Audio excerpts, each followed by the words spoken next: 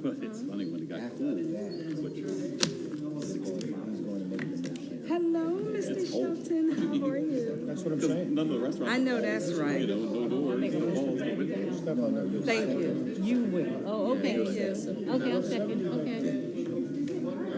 All right. You all right, Council? I think we got it. We gotta get this from right over here. Yeah.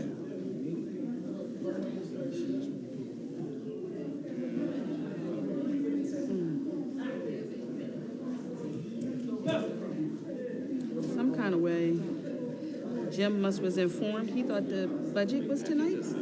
He had to talk about the budget. Said, no, that's next week. It makes, I've always been wondering. I always say 6 because I have it on my calendar for 6. But do these 7 o'clock meetings make a difference? Did you get your email? Will more people come out? I've seen them. I've seen those on. Email from me? I saw that morning meeting. It's already scheduled for. I did see it, but I didn't read it. You need to read it. I forgot. It's in that. No. Do with it. He put out. But it's. And then you got the people that don't. They got me in one area. They got me over 100,000. Summertime, more people will be. They got director. This time of year. Then they have director. Under the first one, 20, 21. They got me making 100 and some thousand dollars. On 20, they got me making $200,000. Live video. No, you got to take that off and put it on the right. You really want to come in here and make a comment. Yeah, you got director. That means that's what. Yeah. No. But I gave him. And you're not required. My tax form. Wage for I filed my taxes. I gave him copies of them. And my pay stubs. Like they're coming after me some money I ain't never got. I know. Yes. I mentioned that. It's on Facebook. But that's not the same as the check. What is it now? It's on the city side. Yeah. Which is good because it eliminates all the comments. And that was really distracting. Ready? She ready? Okay. I don't know, everyone. I think Portia's probably calling. She's going through it, huh? Yeah. Tough lady.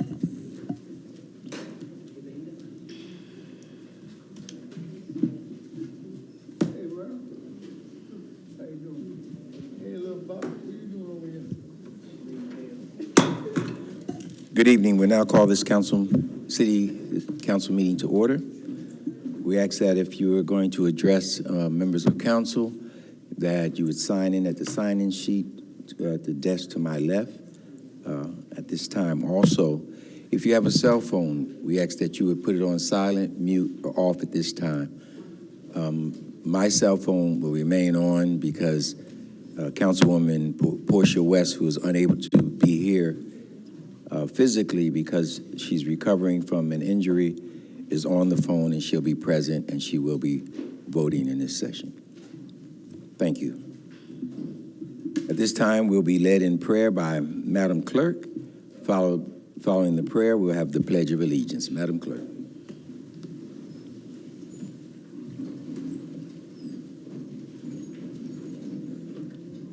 O God of might, wisdom and justice, through whom authority is rightly administered, laws enacted and judgment decreed, assist us, we beseech thee, that this city council may be conducted in righteousness and be eminently useful to thy people over whom we preside. Amen. Amen. I pledge allegiance to the flag of the United States of America and to the republic for which it stands, one nation, under God, indivisible, with liberty and justice for all.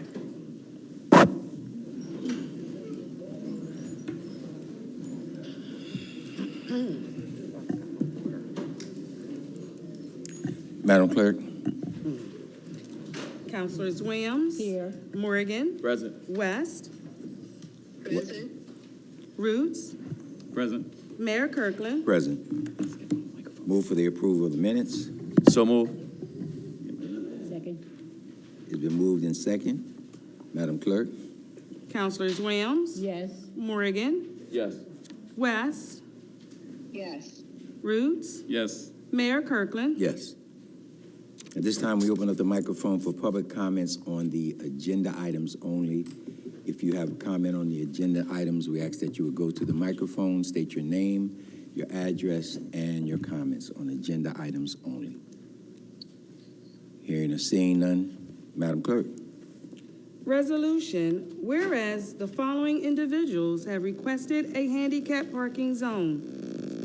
Number 1, Deborah Jackson, 36 West A Street, Chester, PA, 19013. Number 2, Dorothy Mae Summers, 1202 Keystone Road, Chester, PA, 19013. And whereas after a thorough investigation by the Department of Public Works, it has been determined the aforementioned individuals have met all of the required criteria and have a need for said handicap parking zone.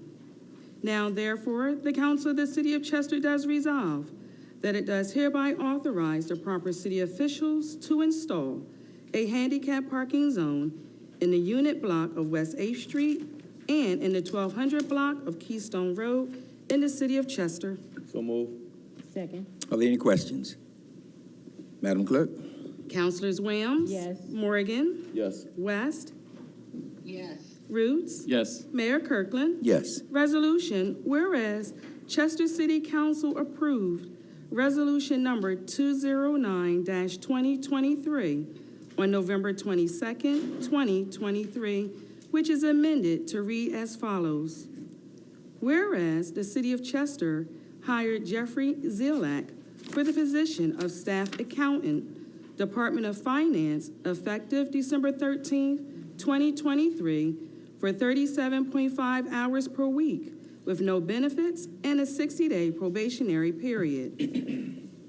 And whereas said employment is contingent upon said individual successfully completing a 60-day probation from the date of hire. And whereas the city is required by law to offer said employee medical benefits after 60 consecutive days of employment, which is completed on February 12, 2024. And now, therefore, the Council of the City of Chester does resolve, further, if said employee fails to meet job expectations within the 60-day probation, said employee will no longer be eligible for the position and will be subject to termination from said position. So move. Second. Are there any questions? Madam Clerk? Councilors Williams? Yes. Morgan? Yes. West? yes, Roots? Yes. Mayor Kirkland? Yes. Resolution, whereas the City of Chester hired Brianna Nickerson Banks for the position of clerk, licenses and inspections, effective December 18th, 2023, for 37 hours per week with no benefits and a 90-day probationary period. And whereas said employment is contingent upon said individual successfully completing a 90-day probation from the date of hire. And whereas the city is required by law to offer said employee medical benefits after 60 consecutive days of employment, which is completed on February 16th, 2024. And now, therefore, the Council of the City of Chester does resolve, further, if said employee fails to meet the job expectations within the 90-day probation, said employee will no longer be eligible for the position and will be subject to termination from said position. So move. Second. Are there any questions? Madam Clerk? Councilors Williams? Yes. Morgan? Yes. West? yes, Roots? Yes. Mayor Kirkland? Yes. Resolution, whereas the City of Chester hired Sonia Sutton for the position of payroll specialist, Department of Finance, effective December 26, 2023, for 37.5 hours per week with no benefits and a 60-day probationary period. And whereas said employment is contingent upon said individual successfully completing a 60-day probation from the date of hire. And whereas the city is required by law to offer said employee medical benefits after 60 consecutive days of employment, which is completed on February 23rd, 2024. And now, therefore, the Council of the City of Chester does resolve. Further, if said employee fails to meet the job expectations within the 60-day probation, said employee will no longer be eligible for the position and will be subject to termination from said position. So move. Second? Are there any questions? Mayor, I got no question, just more of a statement for clarity. I think the last council meeting, there was a question about individuals being hired, asking if they were Chester residents. I think one of my statements, one of my statements was that there were employees that we hired that was from the city of Chester, but they necessarily weren't fully qualified for the position. But anyone who is a Chester resident, we always try to keep their resume application on record. And this individual who just was read is one of those individuals. So she came in and interviewed for another position, didn't really fit what we were looking for in the finance department. Something else became available, so we reached back out to her, and now we have another Chester resident in the finance department. So I just want to bring that to record that we most certainly keep all of the resumes and applications on file here so that we can try to hire some people from our community, from our city. Thank you, Councilman. Thank you, Councilman. Any other questions? Comments? Madam Clerk? Councilors Williams? Yes. Morgan? Yes. West? Yes. Roots? Yes. And Mayor Kirkland? Yes. Resolution, the Council of the City of Chester does resolve that it does hereby appoint Jamil Cotman as a member of the City of Chester Zoning Hearing Board to fill the unexpired term of Patricia Lewis West, term to expire December 31st, 2026. So move. Second. Are there any questions? I, too, have a comment on this. I would just ask that we would keep Ms. Patricia Lewis West in our prayers. She was severely injured in her home and is unable to continue as a board member, but she is a well-respected individual in this community, so I ask that you would simply keep her in your prayers. Madam Clerk? Councilors Williams? Yes. Morgan? Yes. West? Yes. Roots? No. Mayor Kirkland? Yes. Resolution, the Council of the City of Chester does resolve that it does hereby appoint Susan Dennis as a member of the Stormwater Authority of the City of Chester Board, term to expire October 28th, 2028. So move. Second. Are there any questions? Once again, comment. Ms. Dennis has been a very active person within the Chester community. She is an educator. I would never say retired because educators never retire. They always educate, and she has been a very active member of this community, and she will do just fine on this board. Madam Clerk?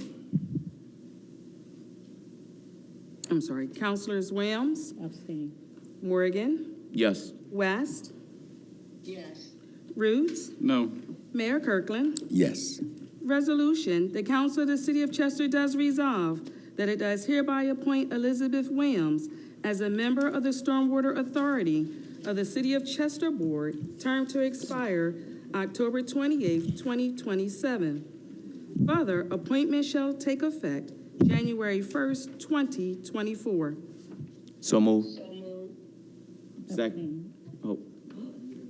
I'm moving it. You can second it, Councilwoman. Second. Are there any questions? Once again, I'm proud to be able to see Councilwoman Williams as she goes into her next phase of public service as a member of the Stormwater Board. If you know Councilwoman Williams, she's a hard worker. She cares deeply about her community, and she's committed to the work that she does here in the City of Chester. Madam Clerk? Councilors Williams, Abstain. Morgan, Yes. West, Yes. Roots, No. Mayor Kirkland. Yes. Resolution, whereas the City of Chester, it's a lot of talking, Mayor. Please, we have a recording system that picks up everything. Please. Go ahead. Resolution, whereas the City of Chester owns various police vehicles that are no longer in usable condition, at the cost to repair those vehicles greatly exceeds the value of the vehicle. And whereas each vehicle has been dismantled for usable parts, and based on their age, condition, and mileage, it has been determined that each vehicle has an estimated worth less than $1,000. And whereas Murphy Ford has stored the vehicles for the last 2 years at no cost to the city. And whereas Murphy Ford has requested the city allow the vehicles to be donated to a local trade school for educational purposes.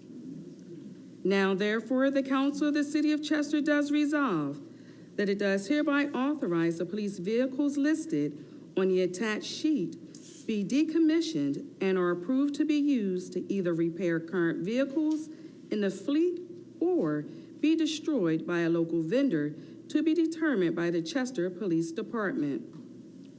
Further, all markings and identifiable emblems shall be removed from all vehicles. Further, it does hereby authorize the proper city officials to take all necessary actions for the proper transfer and disposal of the aforementioned vehicles in accordance with the third-class city code and final approval of the city solicitor. So moved. Second. Are there any questions? Madam Clerk? Councilors Williams, Yes. Morgan, Yes. West, Yes. Roots, Yes. Mayor Kirkland. Yes. Resolution, whereas Chester City Council approved resolution number 28-2022 on February 23rd, 2022, which is amended to read as follows. Whereas the property located at 420 Avenue of the States, known as The Property, is submitting an application to the Pennsylvania Liquor Control Board, known as the LCB. And whereas under the Pennsylvania Liquor Code, the property qualifies for the issuance of an economic development liquor license by the LCB. And whereas the owner of the property desires to open a restaurant with a liquor license. And whereas the mayor and council of the city of Chester believe the issuance of such a license to this property for the purpose of economic development is in the best interest of the city and support the development of property into a restaurant with a liquor license. Now, therefore, the council of the city of Chester does resolve, number one, that the city hereby approves of the application by the owner or tenant of the property to the LCB for the issuance of an economic development liquor license and provides its consent for the use of said license at the property. And number two, the appropriate city official or officials are hereby authorized to execute and deliver any such documents as may be required by the LCB with respect to the foregoing consent and approval. So moved. Second. Are there any questions? Madam Clerk? Councilors Williams, Yes. Morgan, Yes. West, Yes. Roots, Before I vote, I just want to make a comment that this portion here, whereas the mayor and council of the city of Chester believe the issuance of such a license of this property for the purpose of economic development is in the best interest of the city. I wish there was an opportunity for you guys, people, citizens of the city, to have an opportunity to chime in on this as well with some type of hearing. I'm not sure everybody in the city would like to see liquor on the Avenue of the States. But this has been before us before, and since I haven't heard any comments from anybody between the time this was first issued and today, I personally do support a liquor license for this establishment, so yes. Mayor Kirkland. Before I say yes, let me also say that we have a restaurant down here that's already serving liquor. I don't know if they have a license, but they have folks bring their own bottles, and also they serve liquor right downtown. Yes. Resolution, the Council of the City of Chester does resolve that it does hereby authorize the Department of Accounts and Finance to refund the sum of $204.50 to Adrian Johnson for a construction permit application fee that was applied for in error for the property located at 324 East 20th Street, Chester, PA, 19013. So move. Second. Are there any questions? Madam Clerk? Councilors Williams? Yes. Morgan? Yes. West? Yes. Roots? Yes. Mayor Kirkland? Yes. Resolution, the Council of the City of Chester does resolve that it does hereby authorize the Department of Accounts and Finance to refund the stated amount to CoreLogic Tax Services, LLC. Mr. Brown, I can hear you back here, up here. Which represents a refund for the overpayment of property taxes for the following property. Refund amount, $272.08, and the property address is 2520 Edgemont Avenue, Chester, PA, 19013. So move. Second. Are there any questions? Madam Clerk? Councilors Williams? Yes. Morgan? Yes. West? Yes. Roots? Yes. Mayor Kirkland? Yes. Resolution, the Council of the City of Chester does resolve that it does approve and order payment of a series of bills and refunds as prepared by the Department of Accounts and Finance and is shown on expenditure approval list dated November 8th, 2023, November 9th, 2023, November 13th, 2023, and November 17th, 2023, attached hereto and made a part hereof, subject to approval from the Department of Accounts and Finance. So move. Second. Are there any questions? Madam Clerk? Councilors Williams? Yes. Morgan? Yes. West? Yes. Roots? No. Mayor Kirkland? Yes.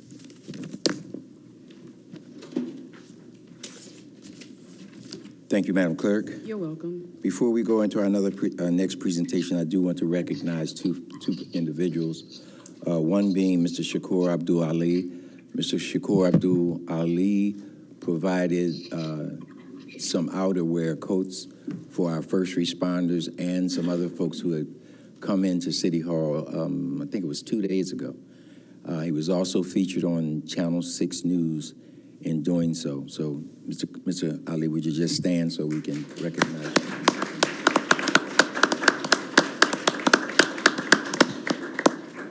you? Thank you. And it was called an Hometown Hero, right?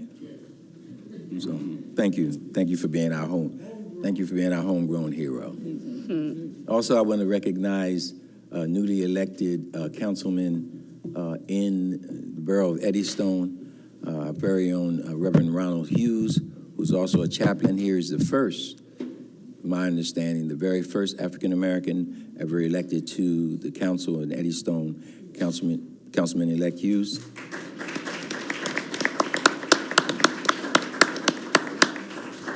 Thank you and congratulations. I know you'll do well. At this time, we have a presentation by Mr. Eric Bain. He's our Workforce Development Executive Director, and he wanted to share some information with each and every one of you. Mr. Bain. Thank you, Mayor Kirkland. Good evening. Good evening. Mayor and members of council, to all the residents here in the audience, as well as those that are looking at us from via stream on the internet. My name is Eric Bain. I work here in the Office of Workforce Development. Pardon me. And I've actually been working here for just about 8 years. And I'm here to tell you a story tonight about my quest to bless the city of Chester. Please. And to open up this meeting this evening, and it's certainly nice to see a full audience tonight. Thank you for taking the time to come out here. I recognize a few of your faces. This is my mother, Christine Graham, and unfortunately she can't attend this evening, and she's unable to watch on the computer as well this evening. She's been in intensive care over at the hospital last week, and she was just released a couple of days ago, so I've been pulling double duty with my stepfather, trying to maintain her well-being. And she could certainly appreciate all of your prayers, so I certainly appreciate that if you can keep that in mind. Thank you very much. She looks good there, doesn't she? Good stuff, right? Okay, I just wanted to you can flip the first switch.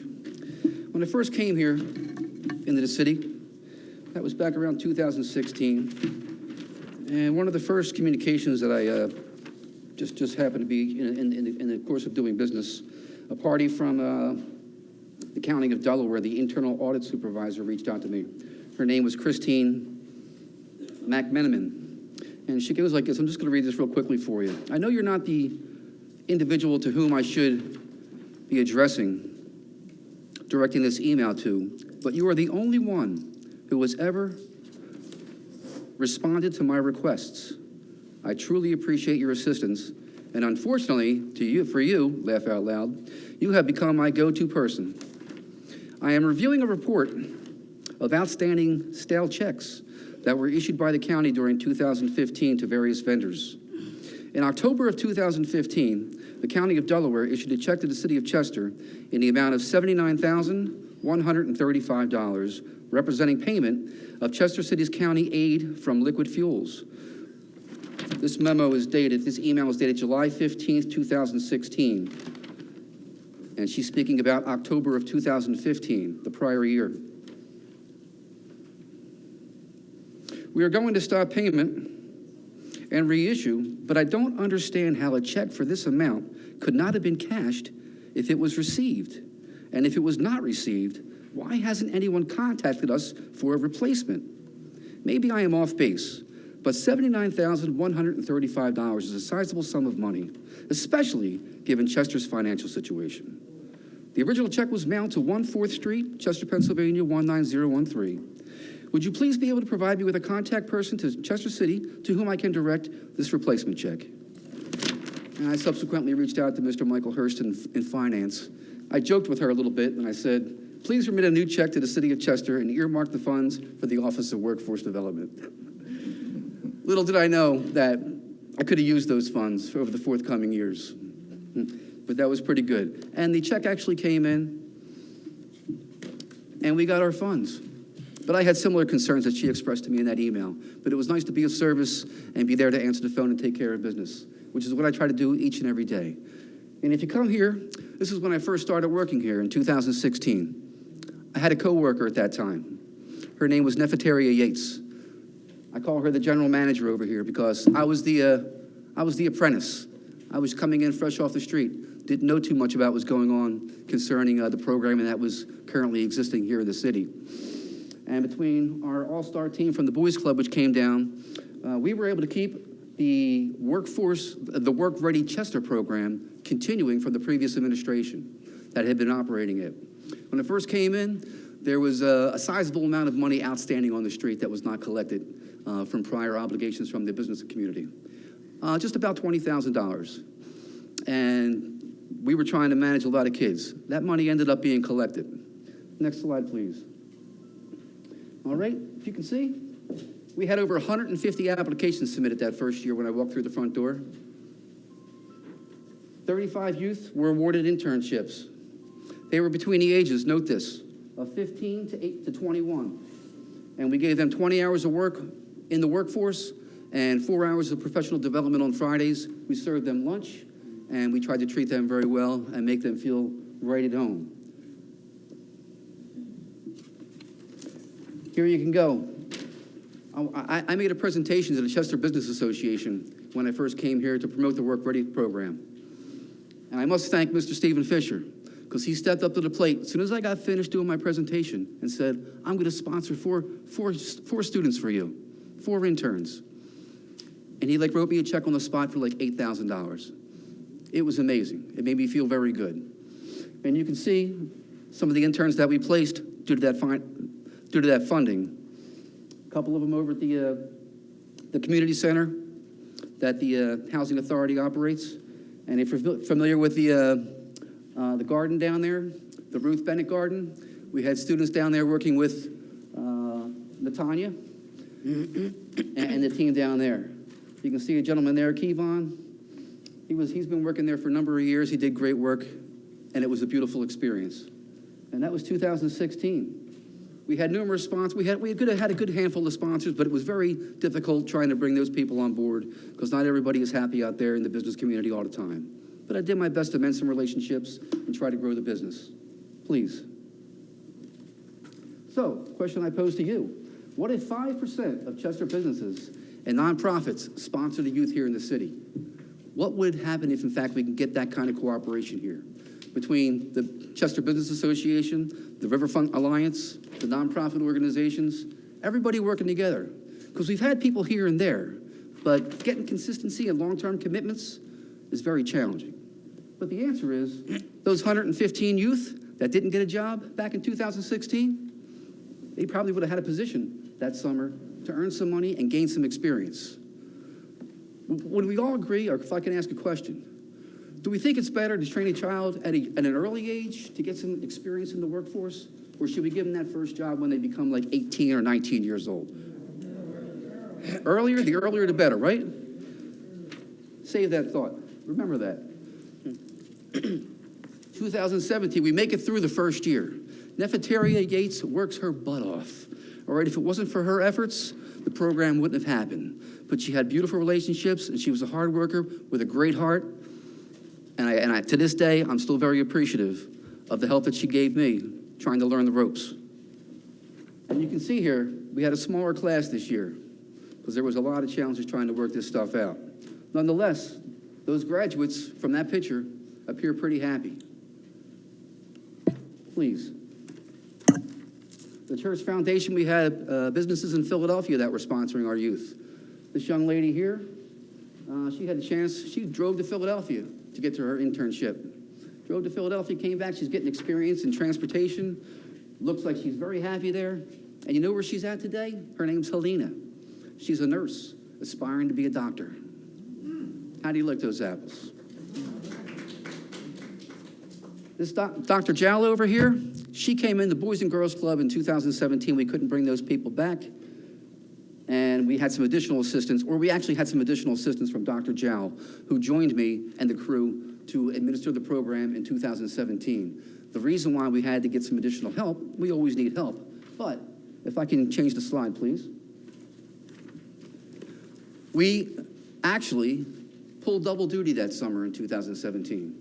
Not only did we hold the Work Ready Chester program and sponsor those youths, but we also invited the kids from the Chester Education Foundation to do internships here at Chester City Hall. 2 groups, some working here in the city, in City Hall, other people throughout the community. And myself and Nefertaria, we're managing all that. I had to go out to each employer, register them, criminal background checks, the whole 9 yards. All the students had to be registered. Nefertaria took care of the students. I took care of the employers. That's how that went down with the teamwork. And we worked very efficiently and effectively as a team. And you can see those graduates right there. Next slide. Hold on for 1 minute. Please do that. I apologize. We had 2 years of successful internships here in the city. Did that seem pretty good, like good news? Yes. Pretty positive experiences for the youth? Okay. Well, on the 9th of August of that year, 2017, Council passed a resolution. And it says here, we do authorize the proper city official to create a summer internship program policy for high school seniors who are residents of the city of Chester and who or will be 18 years of age by the start of the program. They must meet both age and academic requirements. And that was the 9th of August, 2017. After that resolution was passed, we no longer had the summer internship programs. because it's very challenging to recruit people 18 years of age. We had better success with the younger youth. On top of that, please go back to that slide, please. In the process of operating those programs during the summer of 2017, I personally incurred out-of-pocket trying to keep the programs moving, expenses totaling $8,277.94.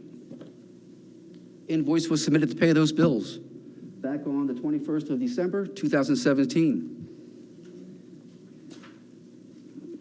After much work and a lot of dedication, I finally got reimbursed for that 3 years later, on September 25th, 2020. Took 3 years. I put that money on my credit card to keep the programs operating throughout the summer, to make it work. And I did that out of love for my job, for my coworkers, and for the citizens here in the community, and for the youth.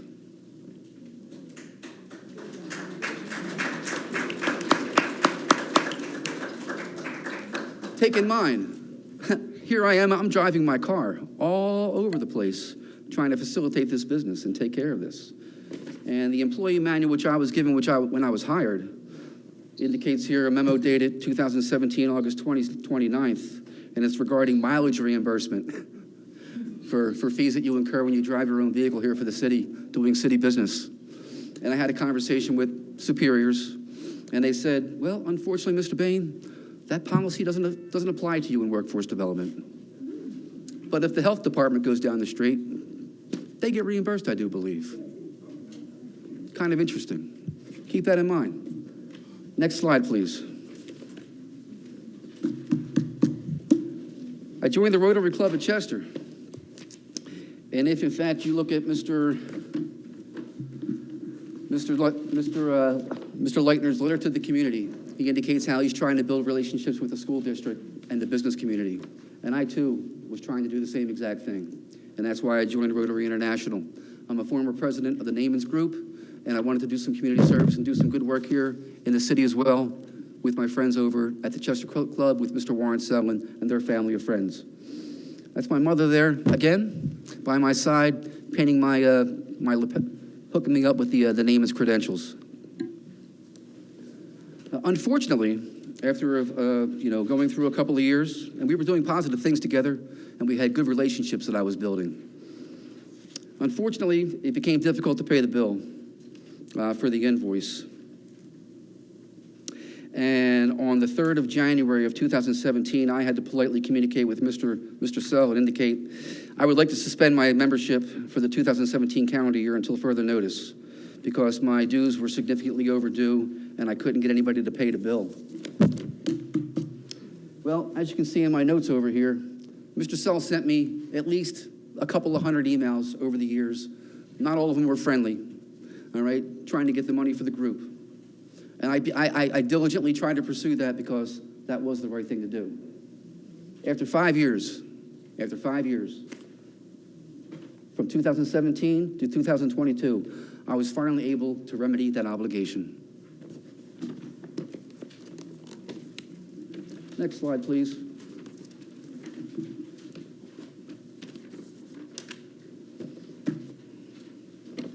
Okay, check out this beautiful picture here. Are these gentlemen smiling?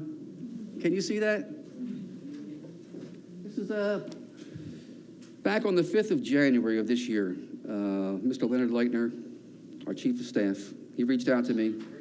Do you have some time this afternoon to talk? And he says here, referencing obtaining a worker's license and workers' licenses and CDL training. And I went up and had a conversation with him. And ironically, I was just doing some homework in this category. So I said, sir, I'll check it out. I'll look into the facts. I'll see what our options are, and I'll brief you accordingly.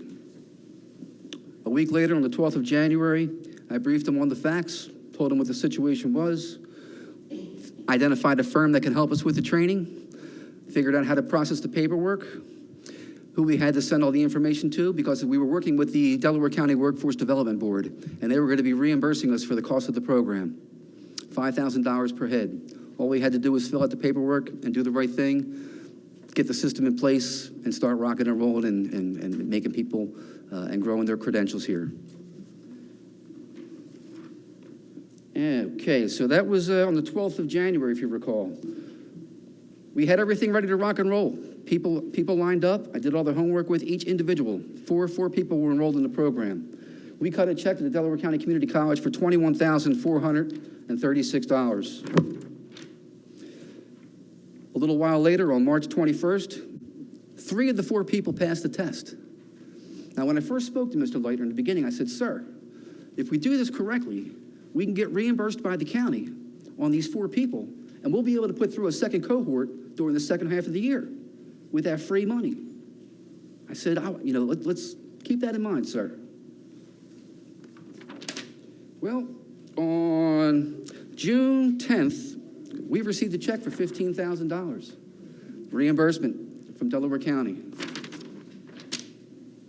And again, I reached out to Mr. Leitner, and I asked him, I advised him of the receipt of the check and gave him the updates, keeping him abreast to the best of my ability. And I said, with that in mind, are we going to identify a second cohort of 3 employees to go through the CDL programs? Because we only got 15, 3 of those people passed, so we can only put 3 new people in the pipeline with that $15,000.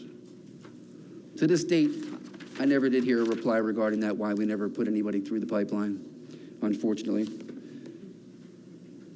But several weeks ago, last month, I believe a gentleman came in to speak to Mr. Leitner, and he had a conversation with him. He informed him that, in fact, he had signed up for a CDL course on his own. He's a city employee, signed up for the course on his own. Don't know whether he heard about what we were doing or what the situation was. And he paid for it himself. He didn't pay for it outright, but he was on an installment plan. He took the tour course, passed the test, got his license, and was making payments. And he approached Mr. Leitner and said, is there anything the city can do for me to help me with this bill? And I believe Mr. Leitner said, I think you ought to go downstairs and speak to Mr. Bain. Maybe there's something he can help you out with. Well, I don't have any money in my budget.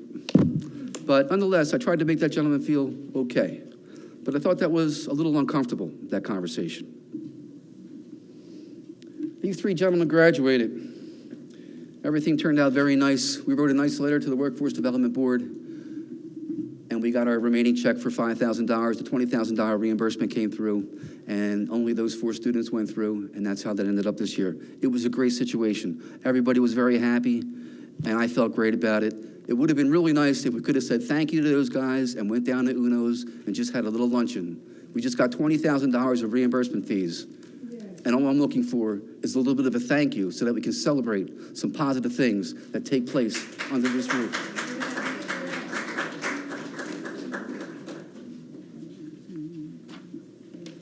So there you can see, $21,436.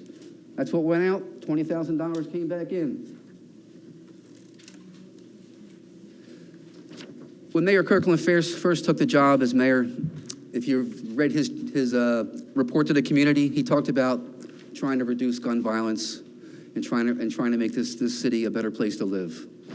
And it just so happens the Chester Community Coalition, Fran Steyer, reached out to me and asked if, in fact, I could represent the city on their board. I've actually been the vice chair of the board since their inception, which is about 5 years. And we've been doing good work in the community. They're good people. Not everybody's perfect, but I can tell you that they're trying to change and make things better. And that's run by, we just went through a massive transition. We lost our prior boss, and we have a new person who's coming on board, as a matter of fact, right now, so hopefully they'll be able to keep it going moving forward. When I first got hired here, we did have an Office of Reentry, and that, ironically, was run by the party that we were just speaking about, Miss Lisa Dennis, and she did a great job. Unfortunately, I guess she was laid off, and we no longer have an Office of Reentry here. But I took over those responsibilities to keep it going because the need is still there, and the people are still coming in off the street, asking for services, asking for assistance, direction, all right? So I've been wearing that hat at no additional charge. I'm a salaried employee, trying to go the extra yard, one day at a time. Check this out. We just established, within the last 60 days, 2 months, a relationship with the Delaware County Adult Probation and Parole.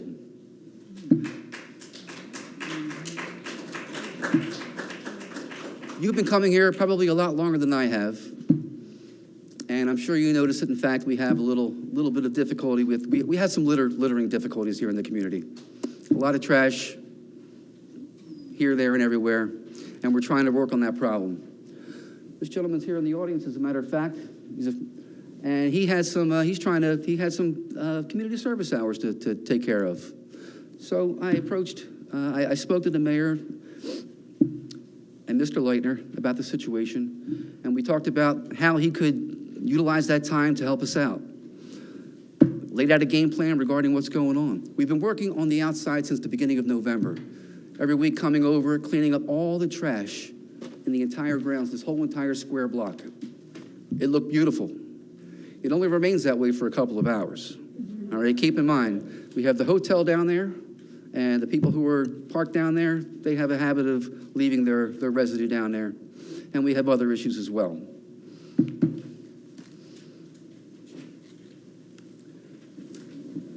We took the time. Jeff was excellent. Took his time, walked around the whole property, not just once, but he's been back here every week since the beginning of November, putting in 4 to 5 hours, helping me with the landscaping and doing the litter control as well. I thank you for that service.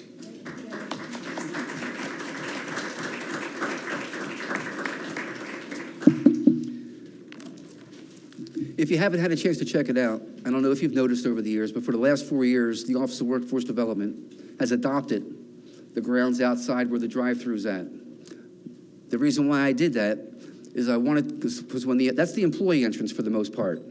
And when we come into work in the morning, I don't want to see litter all over the place and grass that's 15 inches tall and weeds everywhere. I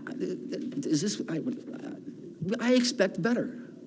And I want to work in an environment that is friendly. All right?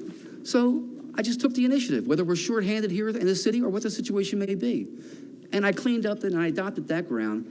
And if you've seen it during the summertime or whenever it may have been, even today, if you go outside, you'll see it's looking spectacular.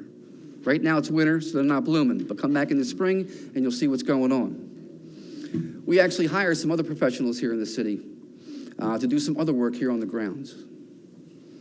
And if you go around, you can inspect the work for yourself, and you can see how it looks. And you can make it, we paid money for that, all right? It may have looked beautiful when we first did it, but I'll tell you what, when we take care of something, there's a need for maintenance. And if you don't keep up on something, guess what? We're gonna go right back to the beginning and spend that money all over again. Keep that in mind. Okay, what happened here?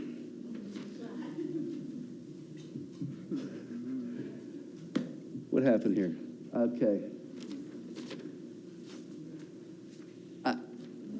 We need positive encouragement. And right now, I drove around the city. I do some other cleanup, not just here at City Hall, but in other places in the community. And we have a plethora of these signs that are on the poles. We have litter in all the streets. I see very few trash receptacles within the community. And we used to have some additional trash receptacles here at City Hall, but somehow we've lowered the number of those. We didn't increase them, we reduced them. I don't know why we did that, because the litter is still coming. But if we want to encourage people to throw their trash in the proper place, I certainly think we should have some receptacles to try to help facilitate that. That would be a good idea. And instead of these signs that we see hanging all over the place, I think we should have like a no littering sign, or signs of encouragement.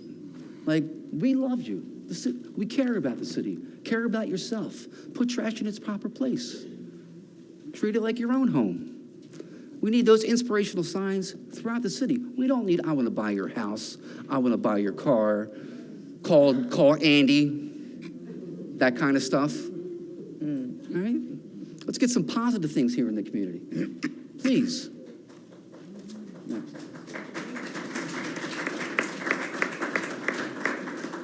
I happen to be a member, I was asked to be a member of the safety committee Get on there, Eric. here at City Hall.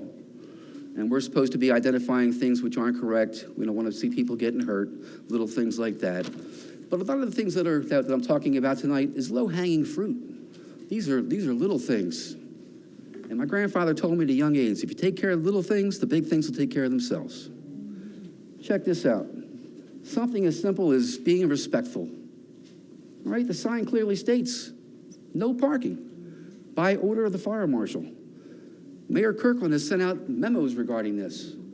We've had conversations with people time and time again. I still have no money. I need a dedicated funding source. Mr. Leitner speaks about dedicating funding sources and stuff like that. I need a dedicated funding source for the Office of Workforce Development.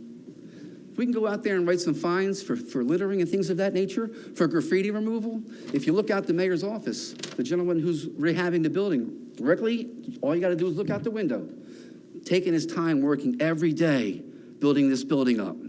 What happens? Somebody comes along and spray paints the entire friggin' block right in front of City Hall. So that's what the mayor has to look like.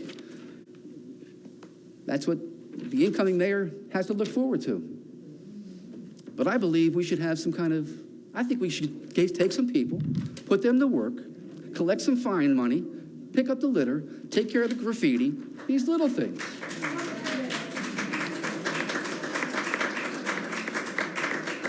So, if you're not going to enforce the fine, take down the sign. That's my Johnny Cochran moment. This has been the cornerstone of the operation here in the Office of Workforce Development since we no longer participated with the youth and the work-ready programs and things of that nature. Job fairs went away. Mock interviews over at the high school went away. All the work that we did with the high school, the CTE program, trying to develop a program for the nurses so they could go get training at the high school. And check this out. Go right down the block to the Silverside Medical Community and get a job. Guess what? That person I was working with over there at the high school, who had everything ready to rock and roll and was looking for cooperation and teamwork, well, she ended up going back to Indiana. And that dream never came to fruition, and the program was shut down again. It's a sad thing. But here you go, giving people a second chance. Anybody here ever get in trouble? Anybody here ever get arrested? I got arrested. I did. There you go. So we help people with expungements. We help people obtain pardons. I don't know if you know too much about it, but I'm not a lawyer by trade, but I learned that kind of information when I was invited in the family court back in the day. And now I take those skills to try to help people put themselves in a better place. And for that, please. So here we go. I could tell you a lot of stories regarding the expungements. Scores of, we've done dozens of them. People walk into my office, call my phone every day, every week, looking for help in that category. I know there's a lot of people who do that kind of service here in the community, but everyone's not communicating together. Services are a little scattered. So it's hard to keep it going and keep the person on track to get them to do the whole thing from start to finish. But we have a good job of doing that. And regarding expungement petitions, we are batting 100%. For every petition we put in, the orders were granted. And we have a wonderful working relationship with Legal Aid of South, with Legal Aid and my friend Erica Bryant, who's been very helpful. Because not being a lawyer, sometimes the DA will call us into court or challenge the petition. And at that point in time, I can't represent the individual. I have to call my friend Erica, who comes in here and takes care of business and gets that order granted for the constituent. I'm going to share one story with you, because this is my best case story ever, and it just happened within the last month or so. I can tell you on September 19th, a gentleman came into my office, first meeting. The following day, he came back to my office. Somehow this gentleman was hungry, all right? I wasn't sure what the situation was, but I talked to everybody, whether, whatever your condition may be, all right? I do some homework for him. I go on the computer. I identify he has 3 outstanding warrants, 1 here in Chester, 2 in Brookhaven. I say, sir, he's going for an interview the following day. All right, if you're driving down the street and you get pulled over and you're in somebody else's car and they ask you for ID and he winds up, they ask him for his ID, they identify him, he has outstanding warrants, he gets arrested for nothing at all. For being in the wrong place at the wrong time. I said, dude, you got to do something about this. You got to address the situation. Let it go. Let's go. So what happened? He's on public transportation. What happened was I put him in my car. On the 20th of September, we drove over to the district court over here around the corner. and figured out how we could address the situation. They said, well, you got to request a trial date, schedule a trial. And they said, we need $50 for that. I said, this guy doesn't have any money. So I said, let's go to Brookhaven and let's see what they have to say. We take a ride to Brookhaven. It's got 2 outstanding warrants over there. They tell us what the deal is. They want $140. 130, excuse me. 50 for Chester, 130 for Brookhaven. This gentleman has no money. I don't have any resources to share with him out of my department. We just so happens the Wawa's right out front of the courthouse over there in Brookhaven. I go over there, I take out $200. We go back to the Brookhaven District Court. I pay the $130 fee for him, get him a trial date, get him a trial date. We go back to Chester. I pay that $50 for him, so we can get a trial date for that. That's scheduled for the 12th of October. All right, 12th of October, I couldn't make it. I was having a doctor's appointment. He went there on his own with his mother. Case was dismissed.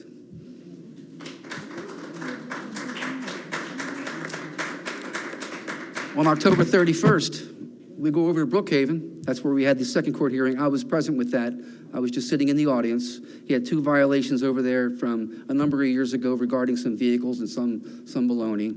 And he has a conversation, everything goes down. At the end of the day, those 2 cases were dismissed as well. So now what do we have? We had somebody who came in with outstanding warrants. Now we just addressed those issues. He's no longer wanted by the police, and he has no convictions regarding those 3 offenses. So at this point in time, we got to switch gears. We're going to get rid of this stuff altogether. So what are we going to do? We're going to file for an expungement on those 3 charges. Now, to file a petition for expungement in Delaware County, you need $200. 3 petitions, $600. Again, this gentleman has no money. But keep in mind, we paid that money for the courts, and the objective was, I had in prayer, please, Lord, allow him to resolve these matters so we can get these funds back. And he was very diligent trying to follow up with me to guarantee that he got those monies back to me. And on the 9th of November, Eric dropped off both checks that were returned from the courts for $180. Now, to take care of these expungements, you got to get a criminal background check from the state police. That costs $22. This guy still has no money because he doesn't make any money. I paid for that. I didn't ask him to give it back to me. But I needed that piece of paper so I could file those petitions for him. And to get around paying the fees for the expungements, we file a form known as the pauper's petition with the court. And that means if, in fact, you can't afford the fee, the court will consider waiving the fee, depending upon your economic circumstances. So we do that homework assignment. I file the petitions to expunge the charges as well as waive the fees. They were submitted to the courthouse on the 16th of November. Keep in mind, I met this gentleman on September 19th. On the 28th of November, 12 days later, all 3 of those orders were granted. So, this gentleman came from September 19th to roughly November 19th. He came in with 3 outstanding warrants, and now all those criminal offenses have been erased. We have one final step to go because he has some misdemeanors still. And in the Commonwealth of Pennsylvania, you can't expunge a misdemeanor. You have to request a pardon. Expungements can be accomplished in about 90 days. Pardons take about 5 years. There's a stack of pardons that have already been signed by the pardon board. You know where they're sitting at? On Governor Shapiro's desk. He doesn't have time to sign those right now. No time to sign that. Those people are still, even though they've been approved by the board, they're still sitting there waiting for him to sign the petitions, to sign the orders. And that's what you're looking for. Everybody familiar with Willy Wonka and the golden ticket? That's exactly what this is right here. When you get that from the Commonwealth, it's a pretty piece of paper. That's what we're still waiting on. And if he signs those orders, everybody will be in a better position. So I'd encourage you, if you haven't received my emails, I tried to disseminate them out there to keep you abreast regarding signing petitions to reach out to your state representative and your senator to provide more funding to the pardon board and people like that so they can process more petitions and things of that nature. Next, please.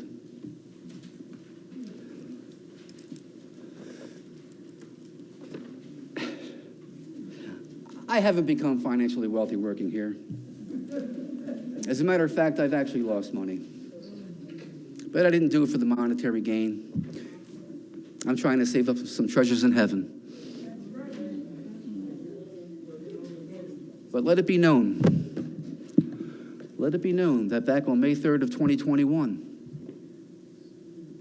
Receiver Michael Dowry, who to this date I have never had a conversation with, he has never stepped into my office and asked me, what exactly do you do here? So, sir, I hope you're listening. I'm trying to make it clear. I'm trying to make it clear. Well, if you can't read this, basically he said, everything that I just told you, everything I just explained to you right now this evening, does anybody think some of that's been some good work? All right, thank you very much, I appreciate that. Well, he believes that everything that we do here is a duplication of CareerLink. He stated that, Mr. Kapoor stated that verbatim, I do believe. I can get the transcript for you if you want to review it yourself. And I had to go to court to save my job, to fight for my job. Has anybody done that here? You had to do that? It's kind of crazy, isn't it? Especially when you think you're doing some good work. All right. Okay, so they go over there, they say they've reviewed everything, they did their due diligence, they've analyzed everything, and this office is not necessary. We are wasting funds. So they make a proposition. Check this out. I submit my homework assignments, the judge reads them, they read them, all of a sudden everybody's silent in the court. This is via Zoom, by the way. All right, there's silence.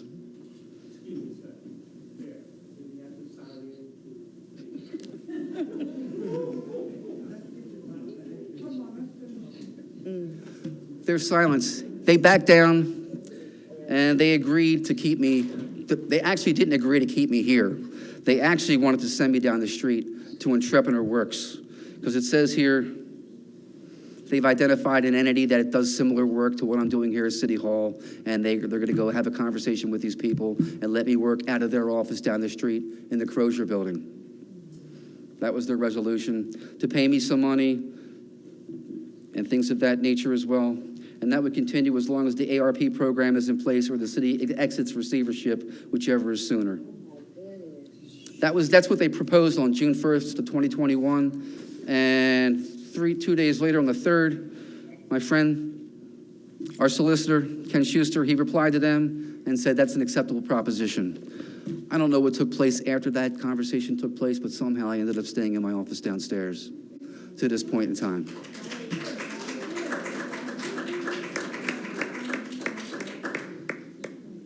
You can turn the page. It's been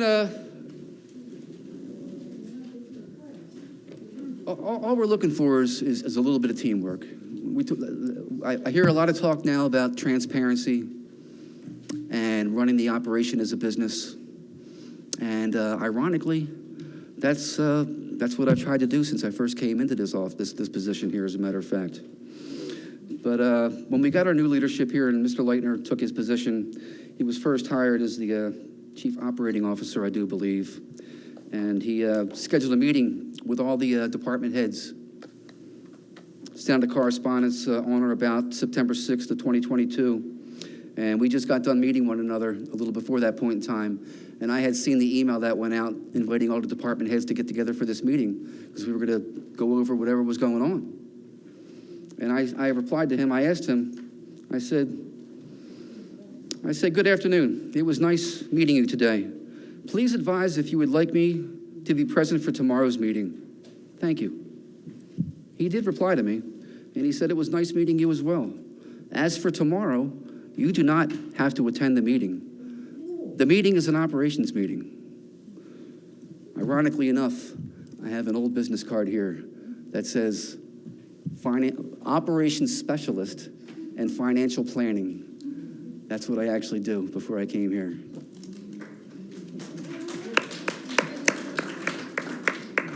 But apparently, any kind of contributions I may have been able to make to the team to try to make this place a better place weren't necessarily valued at that point in time. So, all I could say It's been a very nice experience. I'm grateful for your presence here this evening. It's been a pleasure working with you. I look forward to continuing this relationship and trying to build upon the successes that we've developed at this point in time. I thank you for your courtesy, and God bless.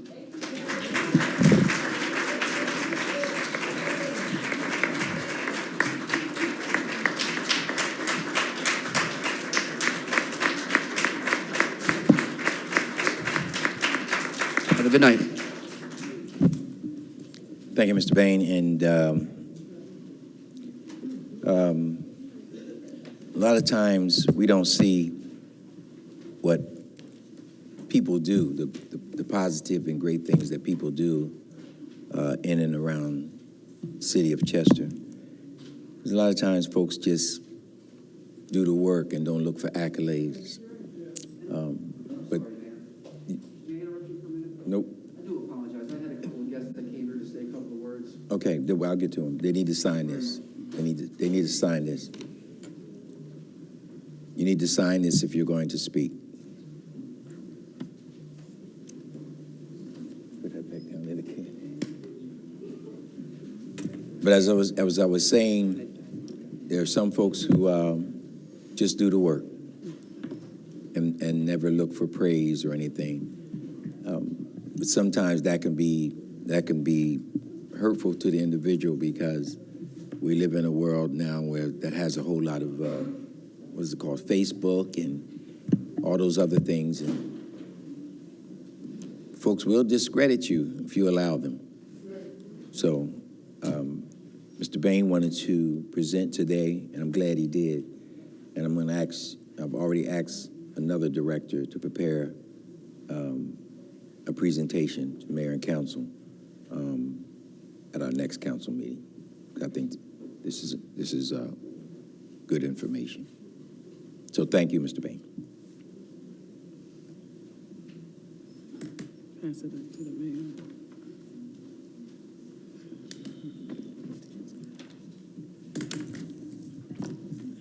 Thank you. Now, we have a number of persons here tonight.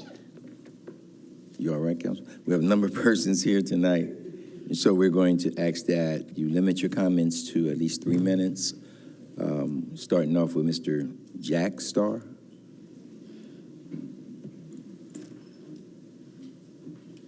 Hello. Good morning. My name's Jack Starr. I own 807 and a half to 841 West Fifth Street. I'm here on concerns from my tenants, which several are in the audience, about Jake's Tree Service. They're working 24/7, and my tenants get no peace. He has over 60 employees. There's no parking. They just park wherever, and it's the noise. He's also knocking down 4 houses down the street, which he's moving his lot down the street too to extend his yard. I don't know how you knock down residential houses and make them commercial. Amtrak owns the property behind that, was fenced in, and he decided to take the fence down, and he bought the garage next to that, and he wants to just take over, just do whatever he wants. There's no signs posted that it's a 24-hour business. He has basically employees working through the night fixing the vehicles. Several tenants called the police, and there's police reports that had to stop them at 2:30 in the morning from emptying trucks and grinding tree branches and chainsaws. I mean, the guy just thinks it's Chester, I do what I want. So, so I have a concern. These tenants are the ones that voted for you guys. So, I mean, somebody has to speak up and do something. Because nobody, I mean, you call over here, they just pass the buck. They just say, go to somebody else, or, oh, I'll take care of that. Let me see what I can do for you. So my concern is their concern. I'm here for them. I don't live there. I own the houses there. There's 18 houses on that street. So I'm here for them. I mean, if they're complaining, I'm complaining. So in order to be a good landlord, you have to back your tenants. So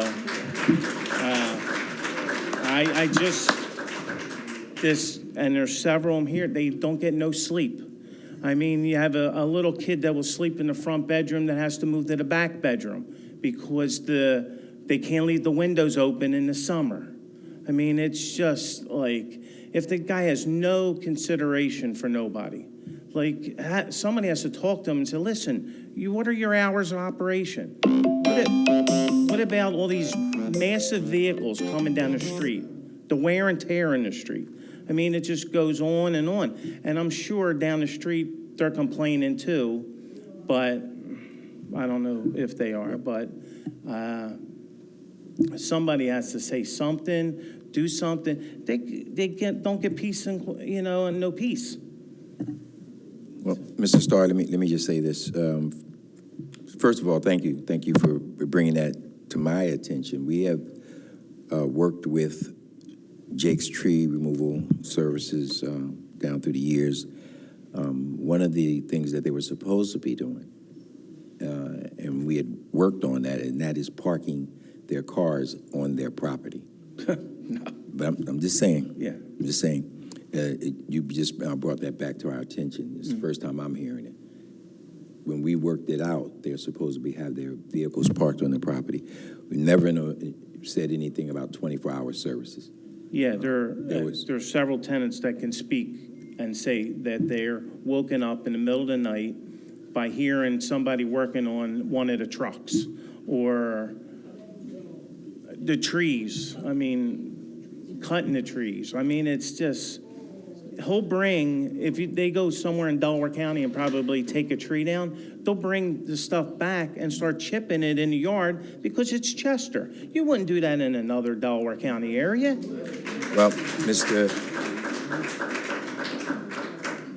Starr, we're trying to change that perception because it's Chester. Yeah. We will make sure that the proper authorities, because you've now brought it to our attention, we'll call the heads of Jake's tree removal in for a conversation. We have our zoning, our licensing, inspection. Yeah.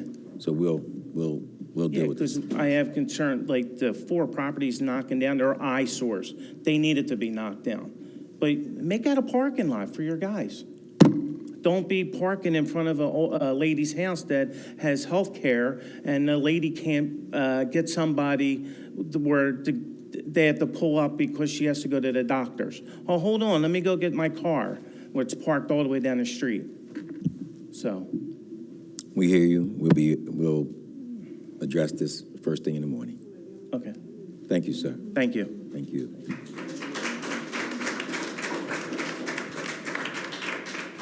Mr. Laws. You good now? Mrs. Shelton.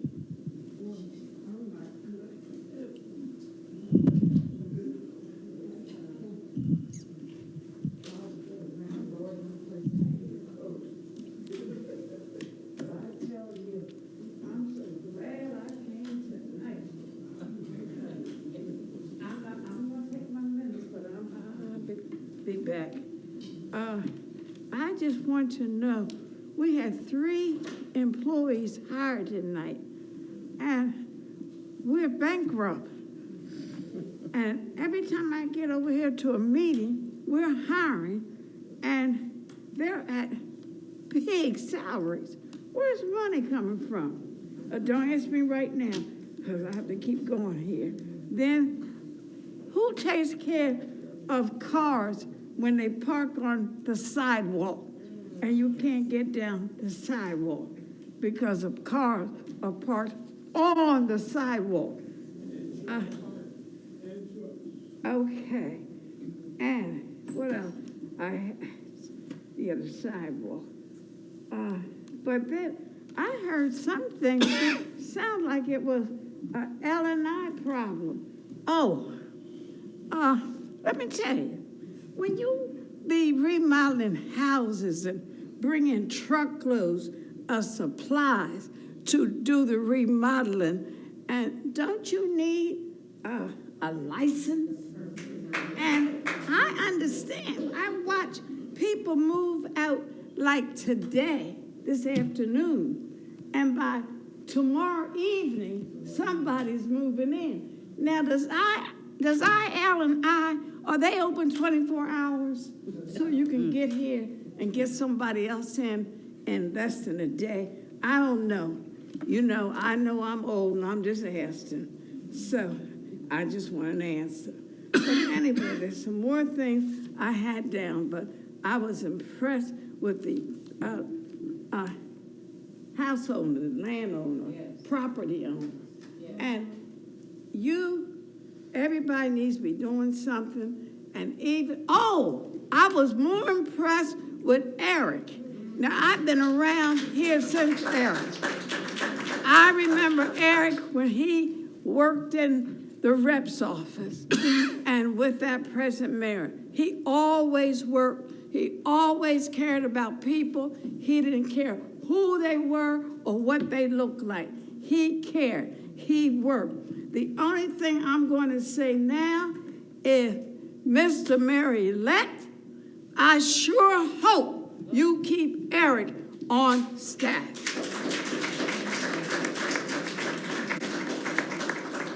Thank you, Ms. Shelton. Just concerning the parking situation, as you know, we had a parking company in place that wasn't acceptable to some. So now we have to start back from scratch, trying to find a new parking company to come in. They're working on that. It's a work in progress. Also, our license and inspection, the goal is to hopefully bring some folks in after hours, kind of have split shifts for that so that we can catch some of those violators in the evenings. But thank you for bringing that to our attention. Ms. Smith.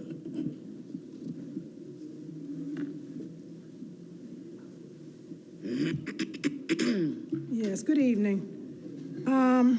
Just one question. You was on your line item. How many vehicles do you plan on getting rid of? Vehicles. They should be on the... It didn't have a number. It just said you was going to take some off. I'm sorry, let me find that for you.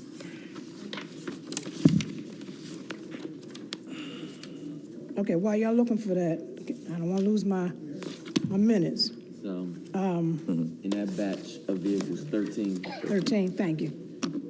Anybody need a car, you know? It does. You don't want those? Okay, you don't want those? Okay. Yeah, cool, if you don't have one. Okay, now, you know, we've had many layoffs here since a period of time. And it was indicated we had no money. But now, all of a sudden, we've got new positions that's coming in. And when I was just comparing the positions, these new positions, dollars, are higher than the persons that were in those positions. And as I'm saying what I'm saying, those individuals who receive these positions are not Chester residents. Okay? Now, I know we're going through a transition. This is a transition season. So, Mayor-elect, have you met with the current staff to make sure that the transition will go smoothly as you go into your term of office? No. No. Okay, so there won't be any smooth transition. So therefore, you have a transition team that's working with you to help to make sure these gaps are filled if you have not conversed with these current administrators?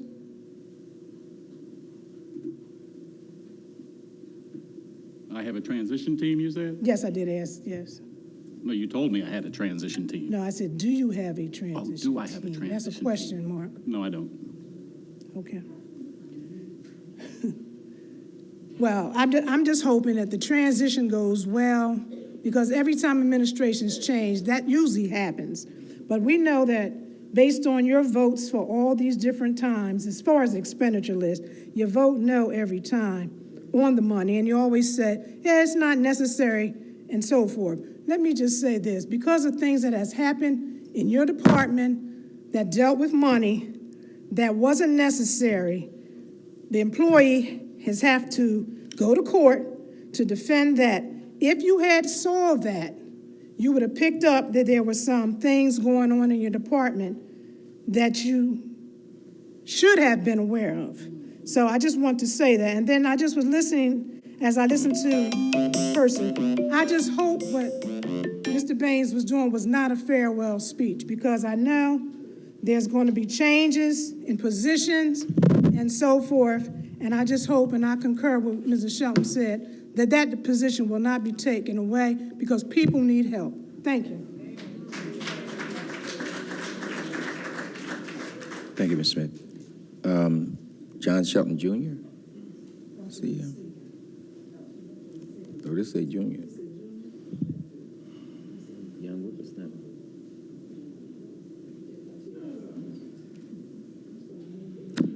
That's senior. Oh.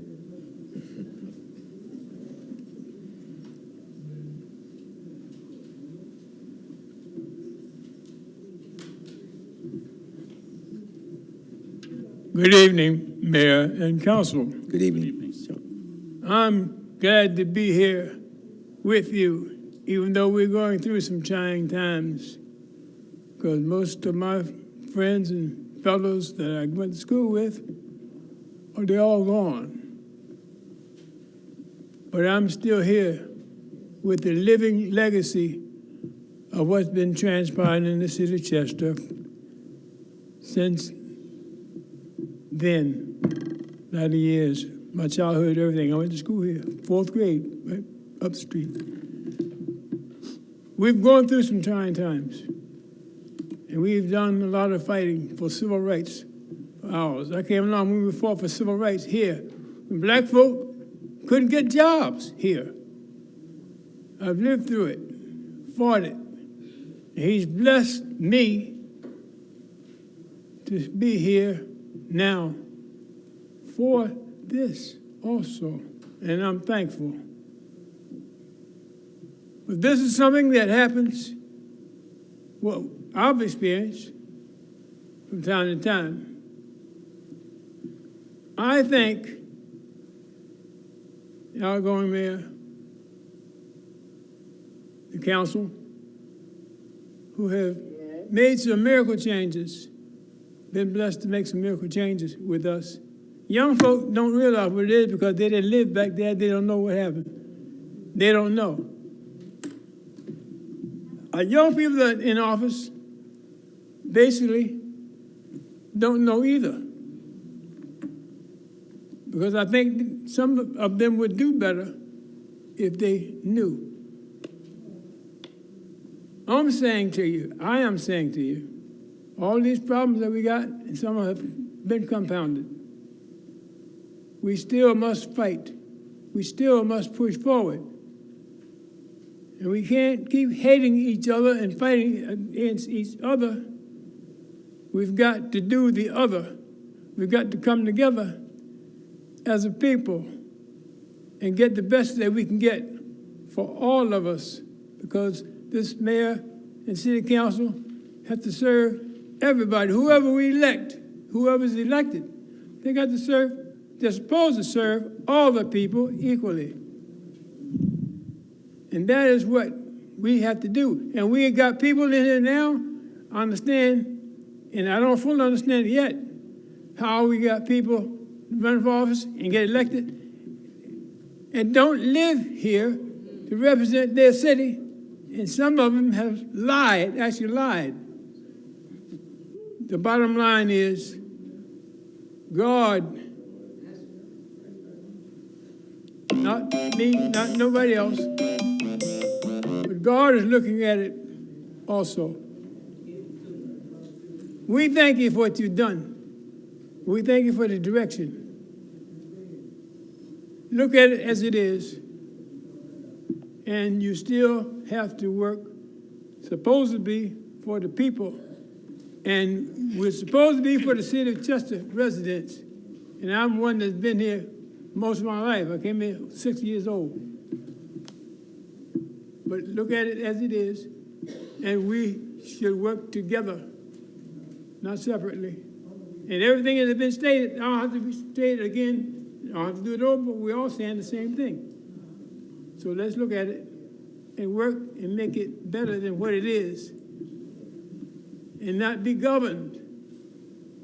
Because the new leaders, the new ones that are elected, have to work under somebody to get started. They're not from Chester. They don't know the Chester history. We can go anywhere. It look like that's where we're going. Thank you, Mr. Shelton.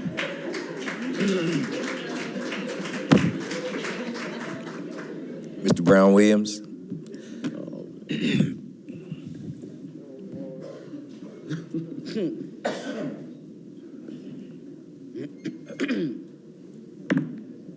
Right on it.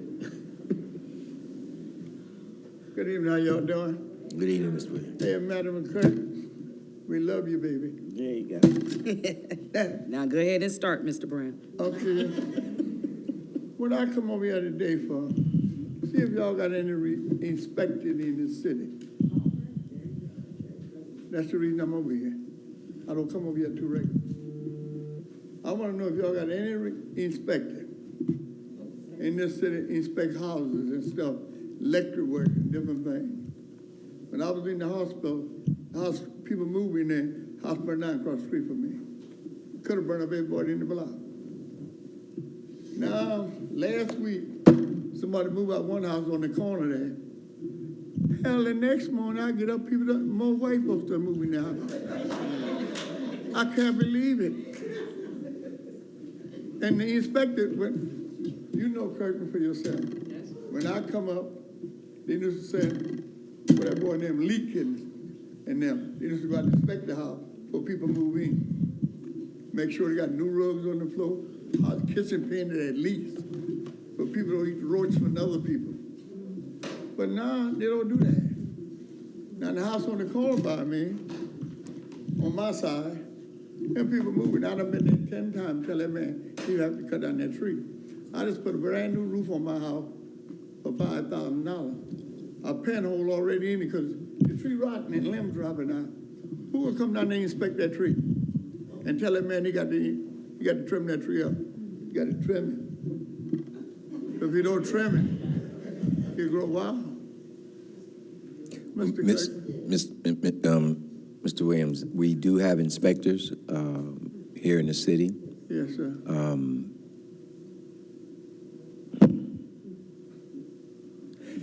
One of the things that everybody likes to look at me and think I'm supposed to take all the heat. I'm not. I'm not saying that. I'm not saying you're saying anything wrong. I'm over the police department. I know you're a fireman and the policeman. Basically. Yeah. So, we do have inspectors. Okay. I'm not over the inspectors. Okay. Okay, thank you. I appreciate that. Now, another thing I'd like to know in this city, I think the 21st of January, new staff come in here, right? Mm-hmm. Who are y'all planning on making the chief of police and different things? I'd like to know these things because they're very important to me. I don't know about nobody else. I can't speak for other people. I can speak for me, though.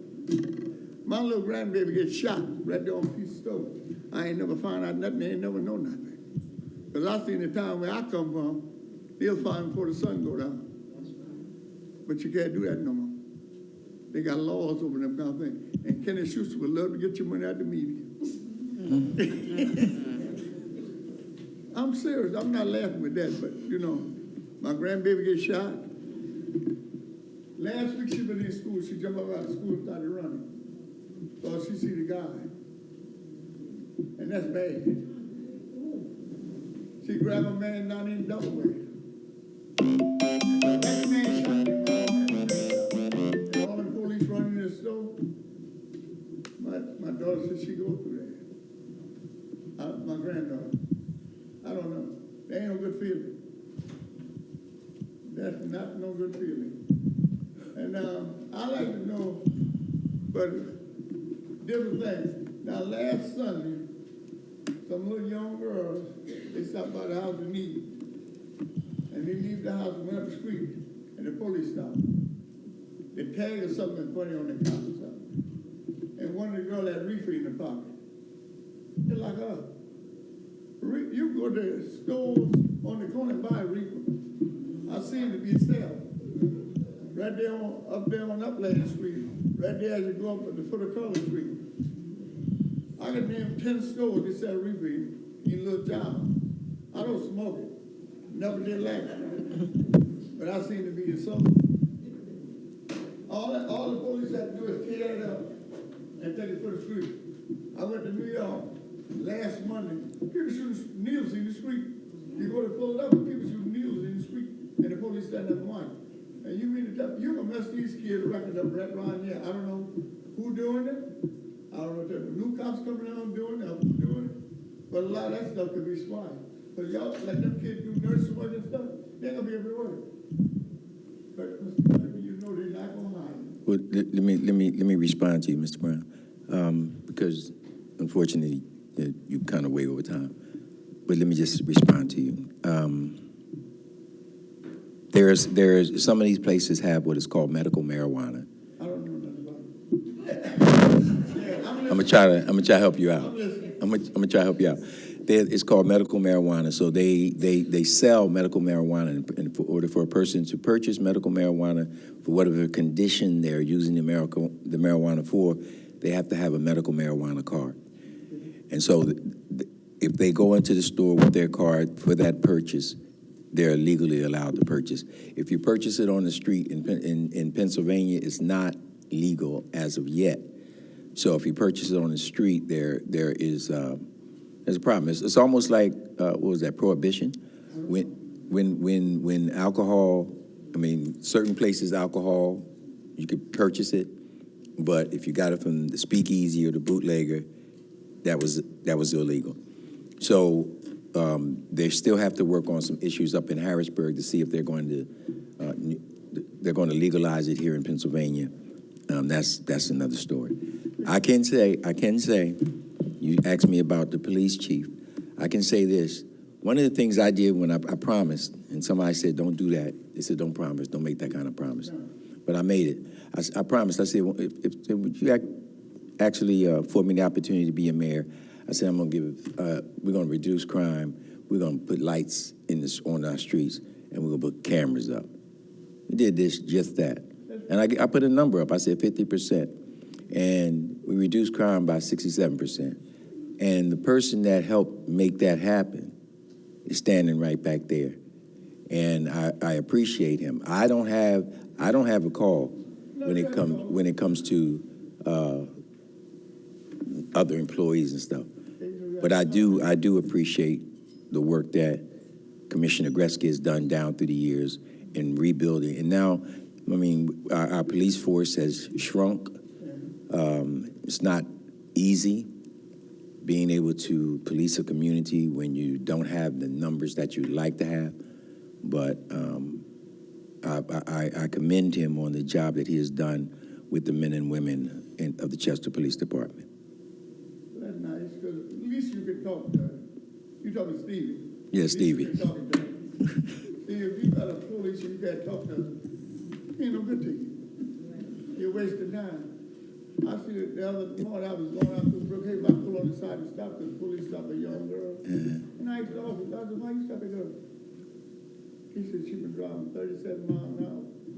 I said, that don't make sense. Them kids try to get to work out the Vegas where they can change them old people. If they don't get out there, people gonna lay them off. We got you. Know what he did? I forget to hang my flat up in the car. I come back out to the gym. He got a $50 ticket on my car. I went right on over there and see the chief. He did that for spite. And that's not the way to live in this country.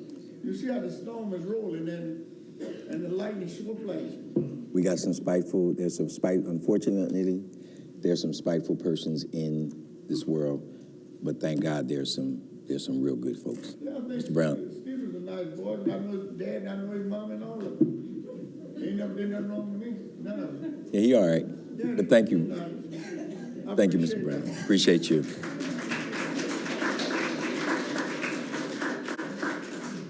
Ms. Raymond? Bernadette Raymond?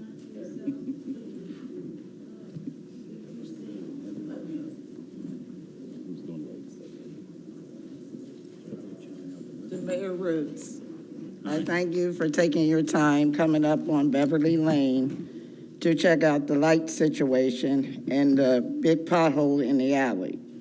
They did come and fill the pothole in the alley, but they didn't fill it completely. But the lights on Beverly Lane in the 1200 block are all completely out. We have homeowners that go to work 4:30 in the morning. They have no lighting. Now we're having car break-ins at night. Again, no lighting. So I want to know, what are we going to do as far as our lights on Beverly Lane? It's like 6 lights that are out. And it gets dark earlier. So you put on your porch lights, but that doesn't control the street. And even with your porch lights, it's still dark in the street. You have kids out there to 10 and 11 o'clock at night. And I'm not talking about older kids, I'm talking about young kids. You can't see them. We also need speed bumps because they speed up and down the streets. A couple kids almost got hit, and a dog got killed. Then you got the 3-wheelers, the motorcycles, and it's constant, especially in the summertime, it's constant, up and down, around and around and around. So we need to know what can be done as far as the lights. If it's possible, we can get speed bumps on the street because we do have autistic kids on our block. And we're afraid that one of these kids are going to get killed. So we need help on our block. So we need to know what can be done for 1200 block of Beverly Lane. Well, you did the first right thing, is bring it to our attention, to my attention. Right. Went up there, and saw I saw it a lot darker than I expected to see. Right. And as you know, I went, took pictures. I passed it on to the people here in City Hall who handle the lights. I will tell you and everyone listening that lights has jumped up on my priority list of issues that need to be handled in this town. I get a lot of feedback from people who are asking about lights that are out, and they just don't seem to get fixed when the request comes in. If Michael Galante would like to come up and talk about the process, please take the mic on lights. What can we do to speed up the fix up of lights? I know some of the issues are warranty issues, some of them are electrical issues, but the major issue is that we don't get a lot of feedback on when we put these requests in for light repairs. The city recently did an upgrading all the lights in the city to LED, all the Cobra heads. A lot of these new lights, they're subject to surges, which will put that whole section out. We report that to the vendor that put those lights in. The lights, I believe, are not under warranty anymore, so they go back to our current vendor. And I know when those requests come in, they go to Public Works Department, and that gets coordinated with the lighting vendor. So I will make sure I figure out what's going on Beverly Lane. They should have been repaired by now. Yeah, they're not. And one last thing I got to say to you, Roots, as coming in as our new mayor. We, the people in Chester, don't have a problem of communicating and accepting any council member, mayor, but what we need you to do is reach out to us, have a communication with the residents in Chester, and you'll get better feedback, and we can solve half of our issues together. But as long as, if we bring an issue to you and you waive it off, it's just going to make us go on a defense. So if you can build a relationship with the residents in Chester, you'll have a better outcome. Thank you. Thank you, Ms. Raymond. Mr. Saline?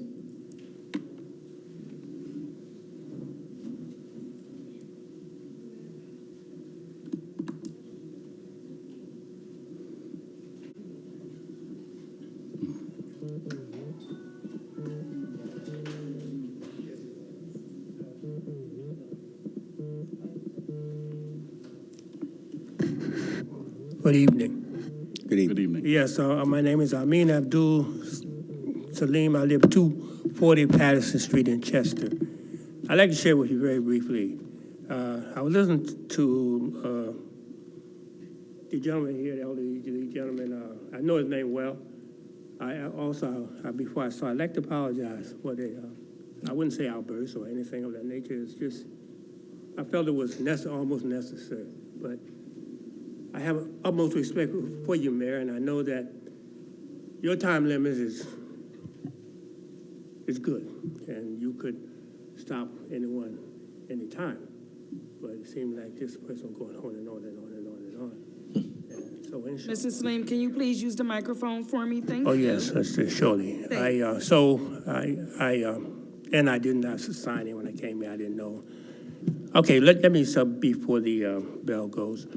Mr. Shelton, yes.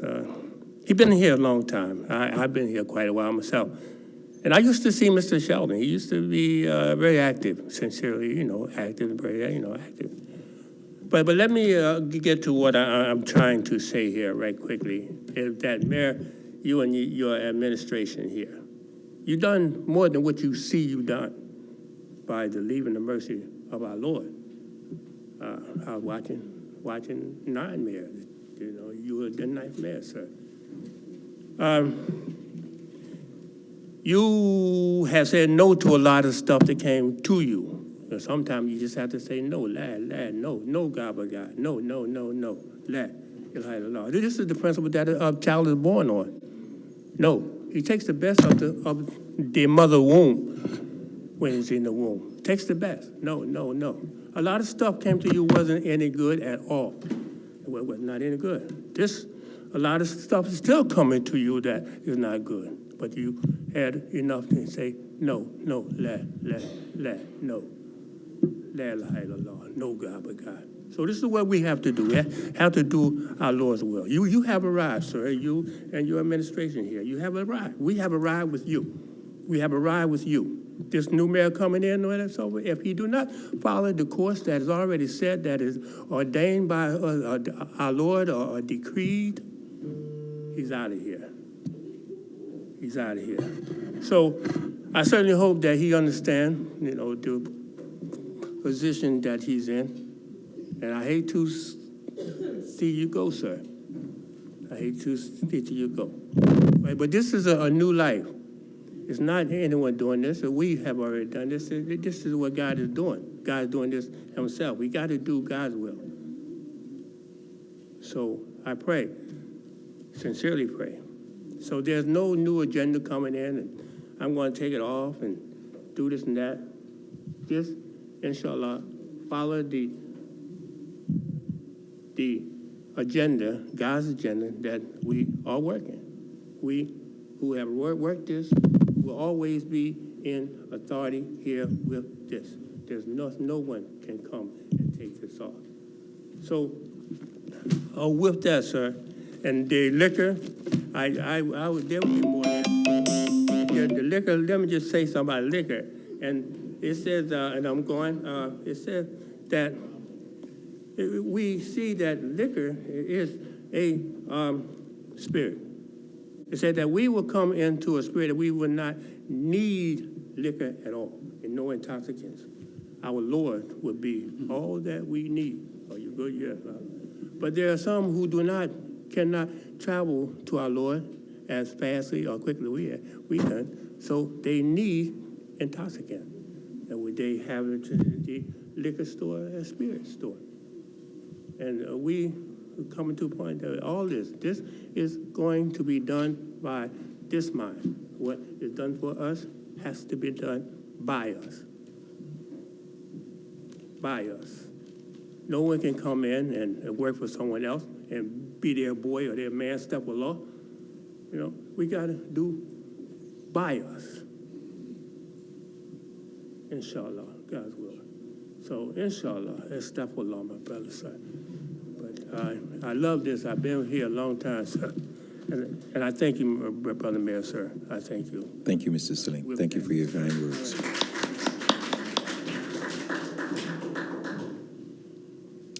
I think his first name is Wayne. Wayne?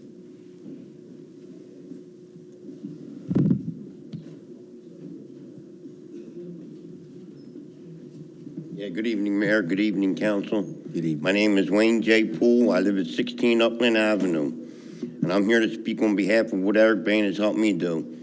Not with just the community service, but when the pandemic ended, he helped me get the renter's relief the day of my eviction notice. He got me the funding for it. He's helped with the community service, like I said. He does other things for me. He helps me to get to and from Temple for my dental appointments. And it'd be a sorry day to see him go. Thank you.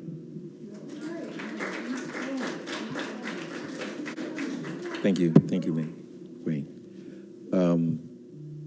Ms. Link, Amber Link.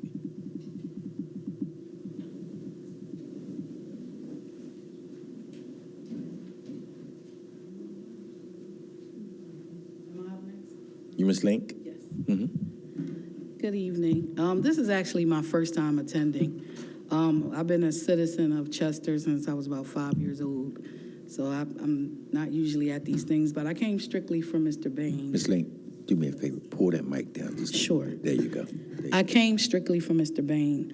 I saw Mr. Bain at a couple of informational and job fairs, and I remember he gave me his card and he said, "Here, come talk to me." I had a couple domestics some years ago, but when I came to talk to Mr. Bain, he was very informational.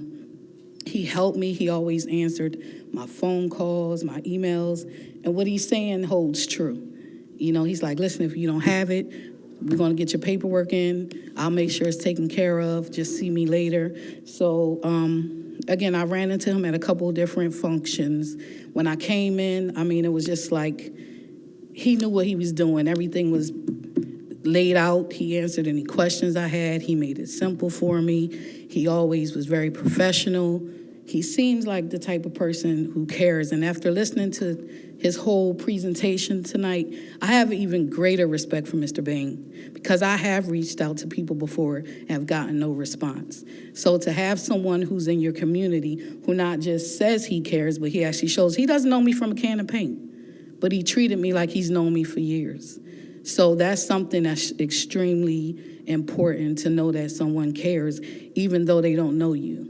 And their party, they make you feel like that they are genuinely interested in you as being part of your community. And I just want to give you a direct acknowledgement and thank you, because I'm one of those people who I got put through trucking school. I worked at the prison for over 20 years, and I was almost 20 years. I was blackballed. I reached out for help, but got to let it go and let God. And thank goodness I was able to go to school. I had my CDL-A with endorsements. You know, it was hard trying to get help, but having someone here like Mr. Bain makes it so much easier. And he's not just a man of talk. What he's saying holds true. So I've been working with him the last couple months. He actually got, when you get arrested, I didn't know that if I got arrested, I was found not guilty. It's still on my record. So until Mr. Bain helped me get it off, it was just sitting there, even though I was found not guilty. So these are things, like he says, he's not a lawyer, but he is real versed in some of these things that we don't even have common knowledge of. So he's allowing me to get a restart, and I have one more thing to get expunged, and after that, it's like it never happened. So I am truly grateful to Mr. Bain. I just want to say thank you on behalf of myself. I can't speak for anyone else, but you're allowing me to get a new start, because I am a good person. We all make mistakes, but I appreciate you for everything you do, and I'm here because of you.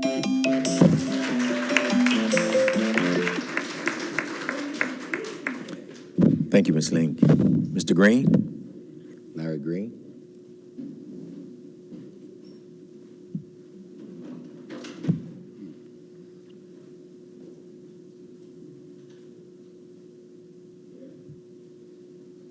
I'd like to just take a minute and thank Mr. Eric for helping me. And in the criminal process, I was in trouble 25 years ago. It's been years ago now, but 25 years ago, I was in trouble. And he took me by the hand, and this was in Delaware and Pennsylvania. And he used his car and gas and made sure that I made my appointments and everything was clear. And as Martin Luther King said, I'm free at last, free at last. I'd like to really thank him. He really helped me out. He really helped me out. He go out of his way to help you. And I really appreciate you, and thank you.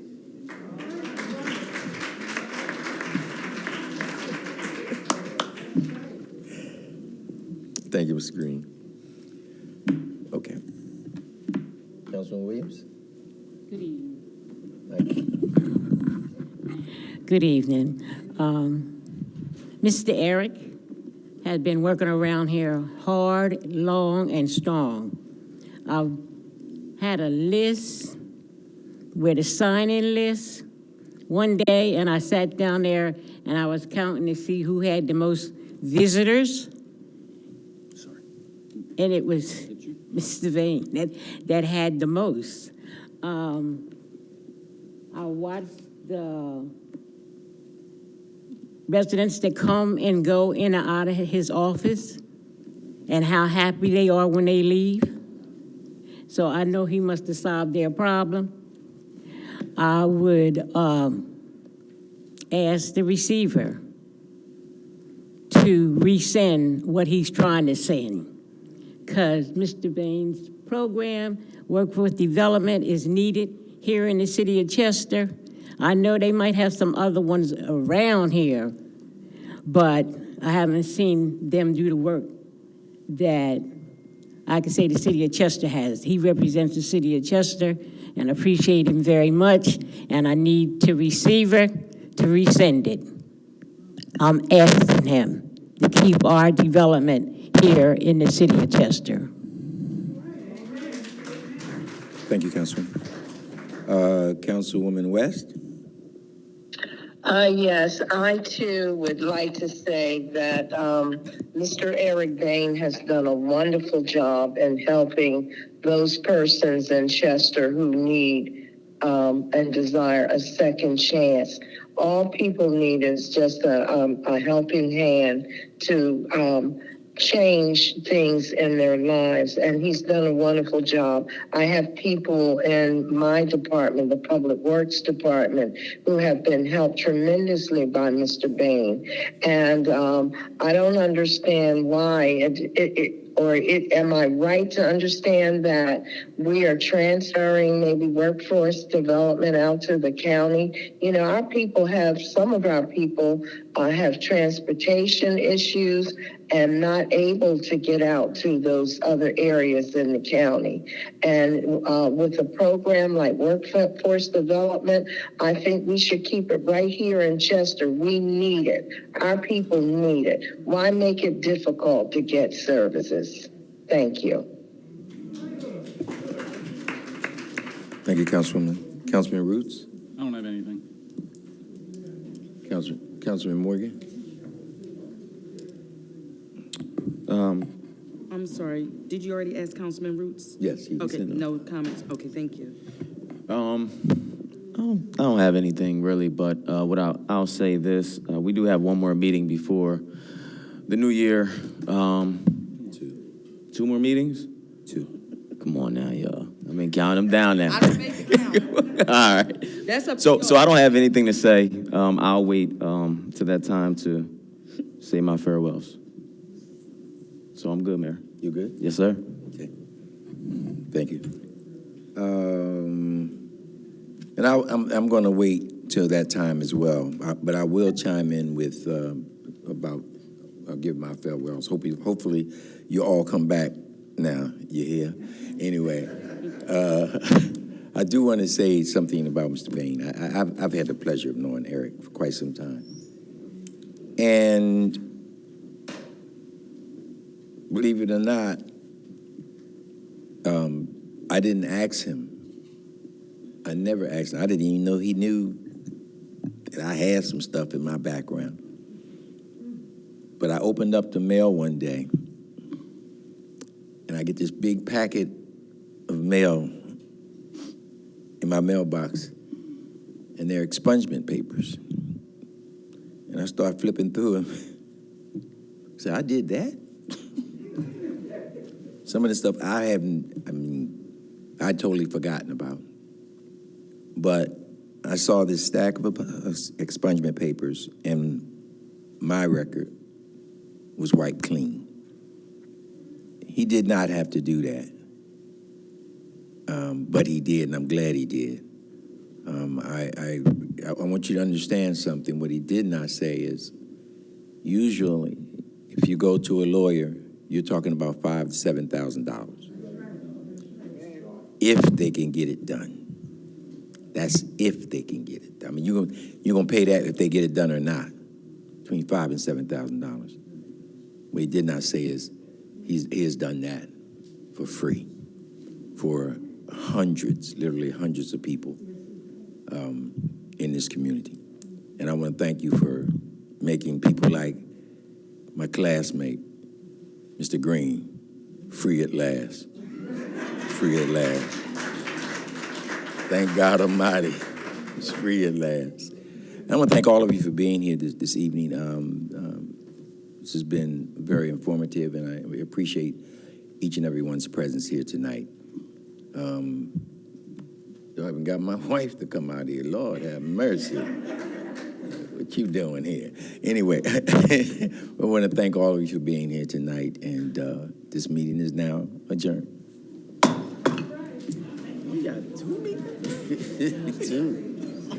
I thought it was the budget. 2. So, but listen, that's up to you all. I mean, No, it's two budgets. Two budgets. Last 2 budgets.